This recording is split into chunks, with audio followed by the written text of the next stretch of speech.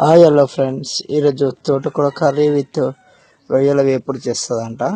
నాకు రొయ్యలు ఏమాత్రం ఇష్టం ఉండదు, కానీ మా భార్యని తోటకూర ఫ్రైలా చేయు తింటా అంటే మా భార్య చూసి నువ్వు రొయ్యలు ఎందుకు తినదని నాతో కొట్లాట పెట్టుకుంటుంది ఎప్పుడు. సరే నీ ఇష్టమే మరి, నాకైతే తోటకూర కావాలని నేను పట్టుబడితే మా వైఫ్ చూసి నీకు రొయ్యలు తోటకూర రెండు మిక్స్ చేసి నీకు కర్రీ చేస్తా, నీకు నచ్చితే తిను, నచ్చకపోతే నేను తినేస్తా పట్టు అని అనండి. సరే ఒకసారి ట్రై చేద్దాం అని నేను కూడా ట్రై చేసిన, చేయమన్నా. ముందు ఆయిల్ పోసుకొని ఉల్లిగడ్డ వేసేసుకొని పచ్చిమిరపకాయ వేసుకుంది. ఆ తర్వాత దాంట్లో రొయ్యలు వేసి దాన్ని బాగా ఉడికించి దాన్ని బాగా మిక్సీ కలుపుకుంది. బాగా కలుపుకోవాలి, వేగాలంట. వేగితే దానికి కౌసు పోతుందంట, స్మెల్ రాదంట. అది రొయ్యలు ఇప్పటివో కదా, అవి స్మెల్ బాగా వస్తాయి. అట్లనే నాకు రొయ్యలు అంటే ఇష్టం ఉండదు. అట్లానే మా వైఫ్ చెప్తే నీకు స్మెల్ లేకుండా మంచిగా నీట్గా చేసిస్తా అని ఒకసారి క్లీనింగ్ చేసుకున్న తర్వాత రొయ్యలు నేను ఆయిల్ వేసి మంచిగా వేసింది. ఏమనుకున్నా కర్రీ ఎట్లా అవుతుంది అనుకున్నా. చూడండి, మీరే చూడండి. ఆ తర్వాత పసుపు వేసుకొని మళ్ళీసారి కలుపుకుంది. తోటకూర వేస్తుంది.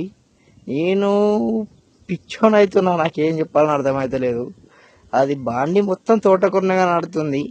తోటకూర చేస్తున్నావా రొయ్యలు చేస్తున్నావా, అట్లా ఉంటే ఎట్లా తింటారు, ఇది ఏంటిది అంటే మా వైఫ్ చూసి నీకు చేసేదాకా ఆగస్తలేదా అని నన్నే ఉల్టాను బట్టే.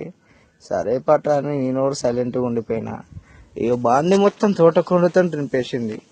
అది ఉప్పు ఎందుకు వేస్తున్నావు మరి, ఆ తోటకూరన్న దగ్గరగానంటే సాల్ట్ వేస్తే దగ్గరకు వస్తుందంట. ఆ తోటకూర తొందర ఉడుకుతుంది, తొందర అవుతుంది అంట.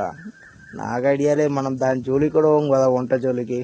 మా వైఫ్ అంటుంది ఎట్లయితుందో చూద్దామని. నాకు కుతూహలం మాత్రం ఎక్కువ అయిపోతుంది.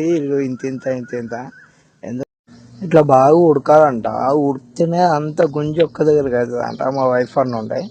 సరే పట్టని నేను కూడా సైలెంట్గా ఉన్నా.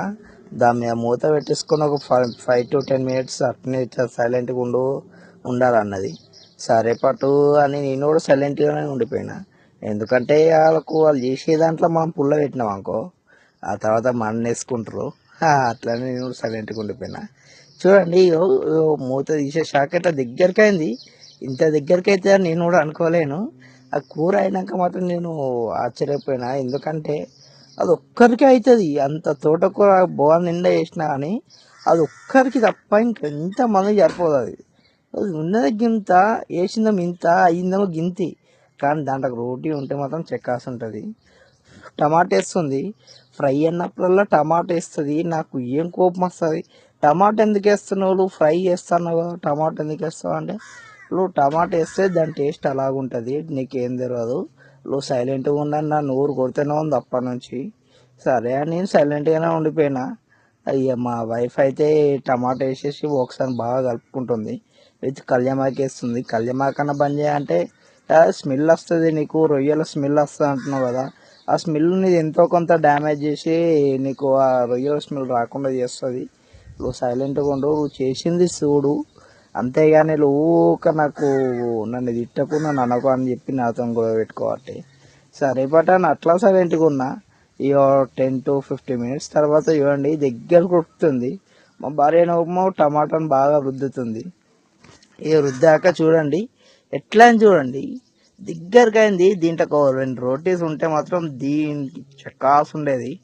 కానీ రోటీస్ సెట్ అవుతుంది అనుకో, దీనికి రొయ్యల కర్రీ విత్ తోటకూర చకాస్ ఉంది.